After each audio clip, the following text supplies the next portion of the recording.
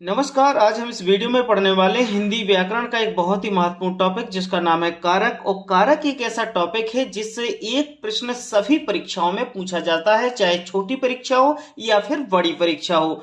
चलिए सबसे पहले हम देखेंगे इसकी परिभाषा कैसी होगी।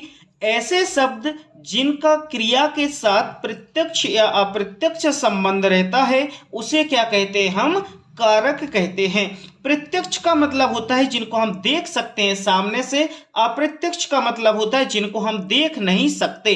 अब ऐसी वस्तु या ऐसी चीजें जिनको हम देख सकते हैं या नहीं देख सकते हैं, उनसे संबंध जिसका होता है उसको हम क्या कहते हैं, कारक कहते हैं। इसमें एक महत्वपूर्ण बात यहां पर यह होती है कि कारक के एक्चुअल में कितने प्रकार होते हैं। प्रश्न बनता है कारक के कितने प्रकार होते हैं, तो आपको याद रखना है कारक के 8 प्रकार होते हैं, ठीक है। लेकिन इसमें एक महत्वपूर्ण बात याद रखिएगा, सर्वनाम शब्दों में 7 कारक होते हैं। सर्वनाम जो शब्द होते हैं उसमें 7 कारक होते हैं, क्योंकि वहां संबोधन कारक नहीं होता है। यहां से इस तरीके से भी क्वेश्चन बन सकता है कि सर्वनाम शब्दों में जो सर्वनाम शब्द होते हैं उसमें कारक कितने प्रकार के होते हैं, तो आप कह सकते हैं कि सर्वनाम शब्दों में जो कारक होते हैं वह 7 प्रकार के होते हैं, यानी 7 कारक होते हैं। और टोटल कारक होते हैं 8 प्रकार के, ठीक है। देखिएगा ये जो हम कारक देख रहे हैं, आगे कारक के टोटल 8 कारक हैं, आपने देख रहे हैं। सबसे पहले कारक है कर्ता, कर्म, करण। इस प्रकार ये नाम है और ये उसके चिन्ह हैं। जैसे हम कहेंगे कर्ता ने कर्म को करण से संप्रदान के लिए अपादान से संबंध का की के रा री रे अधिकरण में पर संबोधन है ओ अरे, ठीक है। तो ये जो संबोधन है, जो लास्ट वाला होता है, ये क्या होता है हमारा, उसमें जुड़ता नहीं है, इसलिए सर्वनाम में 7 प्रकार के कारक होते हैं और टोटल यदि हम बात करें तो 8 प्रकार के हमारे कारक होते हैं, ठीक है। अब हम एक एक कारक का उदाहरण देखेंगे। ये आप लोग बहुत ध्यान से समझ लीजिएगा और इसको याद भी कर लेना। वैसे करने की आवश्यकता नहीं है, आप इस वीडियो को 1 या 2 बार देखोगे तो आपको सारी चीजें क्लियर हो जाएंगी। पहला हमारा है कर्ता कारक, ठीक है। कर्ता कारक को जरा देखिएगा, कार्य को करने वाला, ठीक है, कार्य को करने वाला, इसका जो चिन्ह है कर्ता ने। अब हमें सेंटेंस में देखना है, जहां पर कर्ता ने शब्द आएगा वहां पर हमारा कर्ता कारक होगा। जैसे रोहन जाता है, अब जरूरी नहीं है कि यहां पर ने, कर्ता ने क्या हुआ, कार्य को करने वाला, किसने कार्य किया, रोहन जा रहा है। रोहन कौन सा कार्य कर रहा है, जाने का कार्य कर रहा है। सेजल सेब खाती है, सेजल सेब खाती है, तो क्या कर रही है, वो सेब खाने का काम कर रही है। कैलाश पढ़ता है, कैलाश क्या कर रहा है, कैलाश पढ़ने का कार्य कर रहा है। कर्ता ने मतलब क्या कर रहा है, वो कर्ता कार्य कर रहा है, कार्य को करने वाला, ठीक है, वही होता है कर्ता कारक, ठीक है। दूसरा देखेंगे, देखिएगा अब हम दूसरा देखेंगे, इसको दूसरा देख लीजिएगा, ये देखिएगा,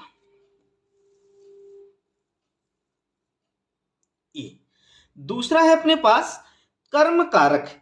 जिस पर काम, यानी कि जिस पर काम का प्रभाव पड़े, जिस पर काम का प्रभाव पड़े या कर्ता जिसे सर्वाधिक चाहता हो उसे हम कर्म कारक कहते हैं। इसे आप 2 प्रकार से समझ सकते हैं, जिस पर क्या हो, काम का प्रभाव पड़े या कर्ता जिसे सर्वाधिक चाहता हो। उदाहरण, राम पत्र पढ़ रहा है।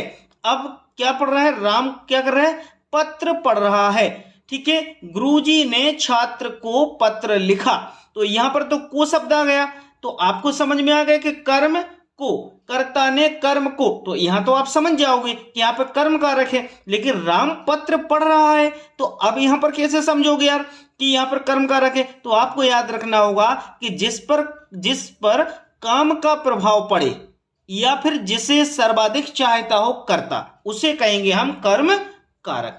नेक्स्ट है करण कारक, जिसके द्वारा कर्ता काम करे, जिसके द्वारा कर्ता काम करे या कर्ता की जो सर्वाधिक सहायता करे उसे कहते हैं हम करण कारक। इसका चिन्ह होता है से, तो करण से ठीक है। बालक गेंद से, अब से शब्द आ गया तो समझ गए, बालक गेंद से खेल रहा है, मतलब इसको सर्वाधिक चाहता है बालक, तभी जाके बॉल से खेल रहा है बालक। कलम से पत्र लिखते हैं, अब किससे लिख रहा है, कलम से, कलम से शब्द आ गया तो आपको पता हो गया, ठीक है।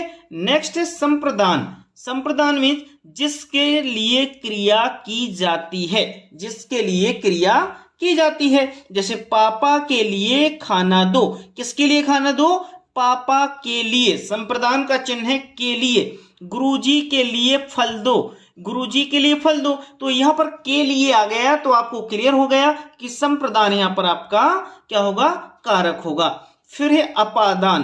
अपादान देखिएगा, ये अपना अपादान आ जाता है जहां से कोई वस्तु अलग हो रही हो, जैसे एक दूसरे से वस्तु अलग हो रही है।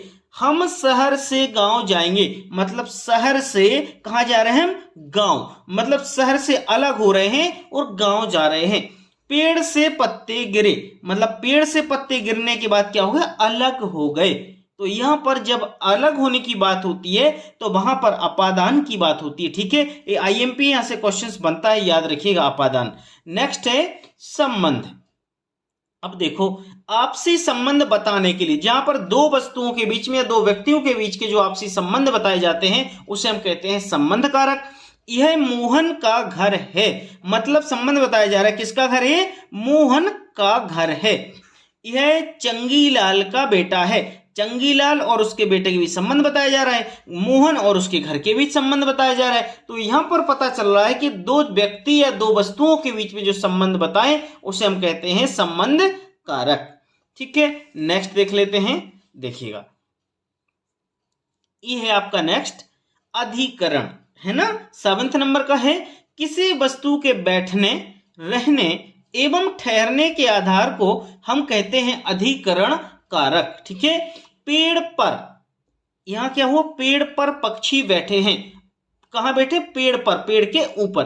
भंवरा फूलों पर मंडरा रहा है, तो कहां मंडरा रहा है, फूलों के ऊपर, ठीक है। जहां पर बैठने की बात कही जाए, रहने की बात कही जाए, या किसी चीज को जैसे कैसे मेज पर पेन रखा या पेन मेज पर रखा, ठीक है, तो वही बात हो गई। फिर नेक्स्ट है संबोधन। संबोधन किसी को संबोधित करने के लिए, जैसे हम बोलते हैं अरे भैया क्यों रो रहे हो, मतलब संबोधित कर रहे, अरे भैया क्यों रो रहे हो। हे मोहन तुम दिल्ली जाओ, मतलब मोहन को बोला जा रहा है, मोहन तुम दिल्ली जाओ, ठीक है।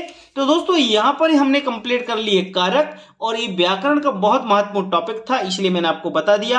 आपके मन में कोई भी प्रश्न है इस वीडियो को लेकर या कारक से संबंधित कोई प्रश्न है, हिंदी व्याकरण का कोई भी टॉपिक पर वीडियो चाहते हैं तो कमेंट बॉक्स में लिखिएगा, और आपको कोई अदर हेल्प की जरूरत है तब भी कमेंट बॉक्स में लिखिएगा, हम जरूर पूरी हेल्प करेंगे। और वीडियो पसंद आए तो लाइक शेयर जरूर करना, जाते जाते चैनल को सब्सक्राइब जरूर करना, क्योंकि आप सब्सक्राइब करते हैं तो हमारे लिए सपोर्ट मिलता है।